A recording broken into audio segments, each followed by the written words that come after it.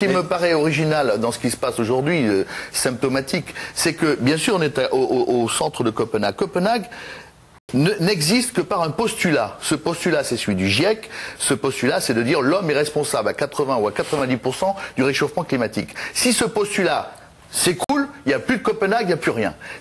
Tout est basé là-dessus. Or, à l'intérieur du GIEC, maintenant, on commence à avoir des échos. Bien sûr, ces mails volés sont arrivés juste avant Copenhague. On peut penser que c'est assez suspect. Peu importe. On peut penser que c'est suspect. Non, mais non, peu importe. C'est suspect. Après, ça ne veut pas dire que c'est infondé, mais c'est suspect. C'est suspect comme est suspect quand on vous dit, quand je lisais dans la presse il y a 15 jours, 500 000 morts dus au réchauffement climatique parce qu'il y a eu des inondations, des sécheresses. Alors, tous les ans, on nous dit il y a 500 000 morts. Avant, on disait dû aux intempéries. Maintenant, on dit dû au réchauffement climatique. D'accord. Non, mais il n'empêche pas que ça soit suspect. Il y a les faits, et puis après, il y a ce qu'on peut dire autour. De même que le grand pays qui soutient en ce moment, en gros, le doute, c'est l'Arabie Saoudite. Je peux vous dire, là aussi, c'est suspect. Mais ça ne veut pas dire pour autant que ce soit entièrement faux. Donc et depuis quelque temps maintenant, moi j'observe, depuis 3 ans, 2 ans, j'observe qu'il y a au sein du GIEC des discussions qui sont de plus en plus, disons, qui sont moins sous omerta, qui sont beaucoup plus ouvertes.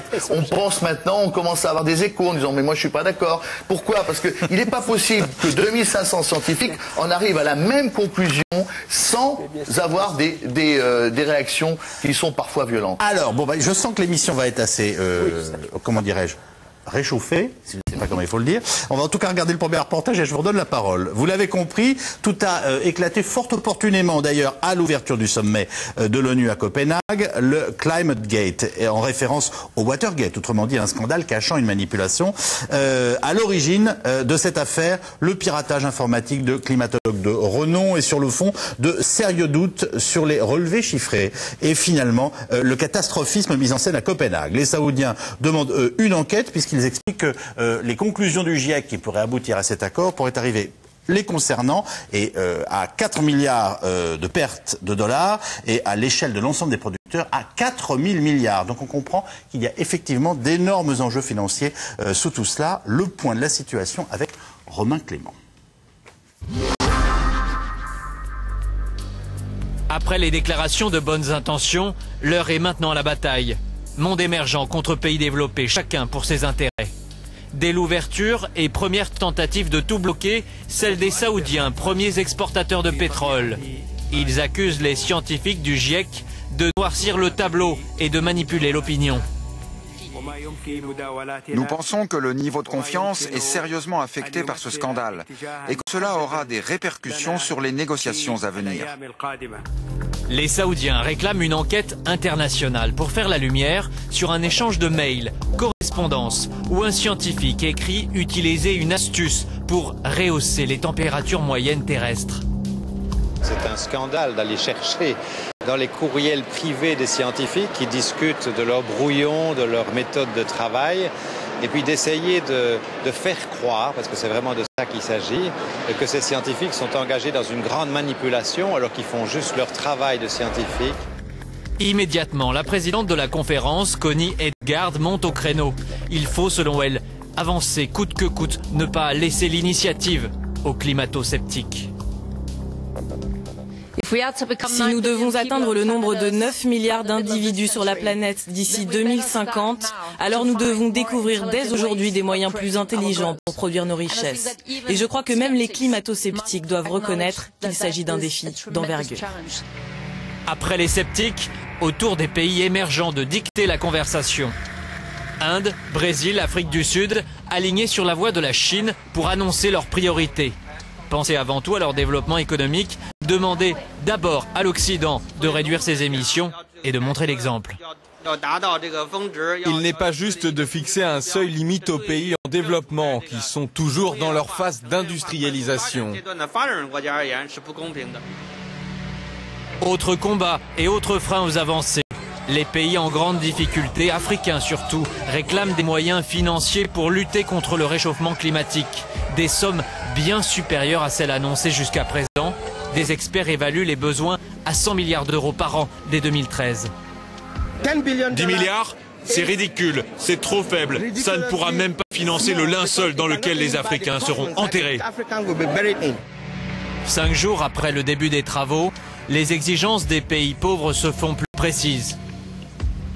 Leurs représentants menacent de faire échouer tout accord qui ne prendrait pas leur desiderata en considération. Nous n'accepterons pas un traité qui condamnerait 80% des habitants du monde à la souffrance et à l'injustice.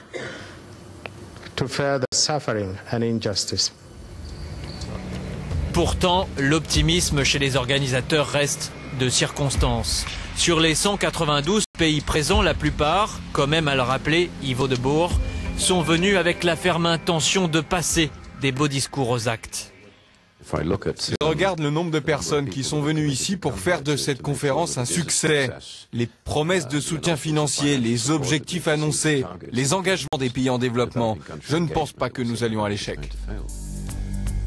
À Copenhague, la pression ne cesse de monter. Avant l'arrivée des ministres, puis des chefs d'État et de gouvernement le 18 décembre prochain, et la signature peut-être d'un accord planétaire sur le climat.